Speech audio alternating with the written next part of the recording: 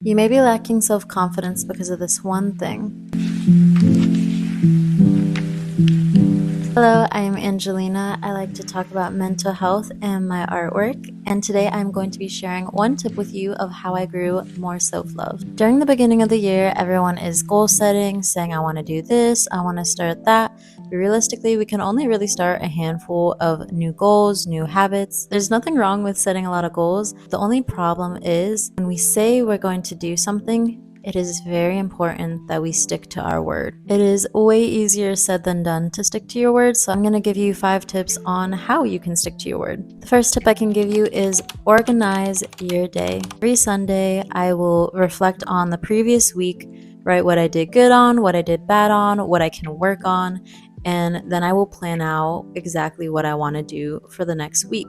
When you're starting a new habit, it is difficult to fit that new habit into your schedule. A lot of the times you'll have to take away one thing in order to add another, and most of the time people are fighting with time. So before you decide that you want to do a daily habit or a weekly habit, maybe even a monthly habit, you have to ask yourself, why? Does this benefit my physical health? Does this benefit my finances, my mental health? Does it help you meet new people?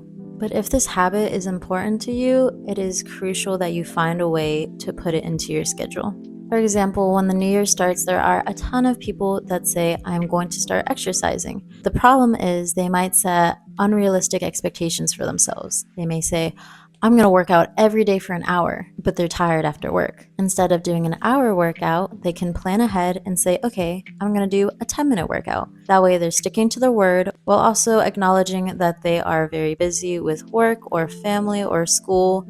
So it's okay if they only get a 10-minute workout. It is better to do something than nothing. Second tip, make it easy to complete your task. One of my goals is to cook more, and if I don't have ingredients in the house, then I'm going to eat out. Because when I'm hungry, all I'm thinking about is eating food. I'm not thinking about cooking. So in order to prepare myself to cook more home-cooked meals, it is best to buy the ingredients in advance so that when I'm starting to get hungry, I can quickly cook up a meal and then boom, I ate a home-cooked meal. Same thing can also apply to exercising. You don't actually have to physically go to the gym to work out. You could have your yoga mat near you. You could have your weights nearby. You could have your YouTube search already have workout videos that you want to do. The easier you make it, the more likely you are to complete that task. Third tip is tell the people around you. Community is one of the most beautiful things that I have discovered within the last 2 years. Every month I will go to a monthly reflection with a group of my friends and we will talk about an update on our goals, but it helps us hold ourselves accountable to the things that we want to complete. For example, one of my goals this year is to have a solo art show. I actually wrote it on my bingo card when I was with some of my friends. Now that I have put into the world that I want to have a solo art show, my friends ask me about it and I think about it more. Now I am more likely to complete the goal because I don't want to just make excuses to my friends on why it can't happen. I'd rather just push towards completing that goal. Also, I'm very excited to announce that I have found a venue for my solo art show, so I will keep you guys updated and I'm definitely going to vlog the process for you guys. My fourth tip is to do weekly check-ins or to even have a habit tracker. In my planner, I have a habit tracker for my daily habits, weekly, monthly, and quarterly, and it helps me stay so much more, back to the organization, it helps me stay so much more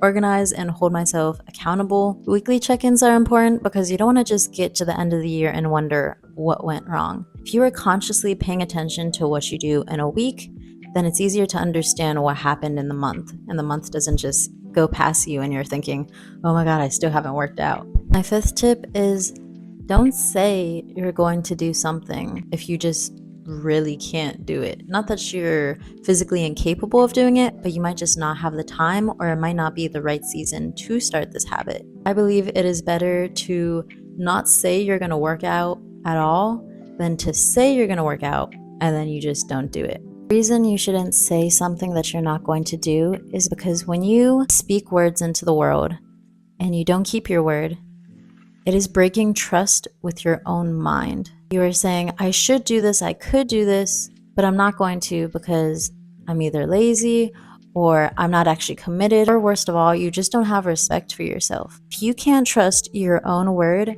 how can you trust anyone else? But when you do say you're going to do something and you do it regardless of how you feel, helps create a building block of confidence that you can now stack up. Now, when you say you're going to do something, you trust yourself. You know for a fact that I can do this because I've done it before. I said I was going to do something and I brought it to life, regardless of what anyone else thought, regardless of how tired I was, regardless of the amount of materials I had to do the finished result. I'd also like to remind you that if there are things that you said you wanted to do, you no longer want to do them, that is okay as well.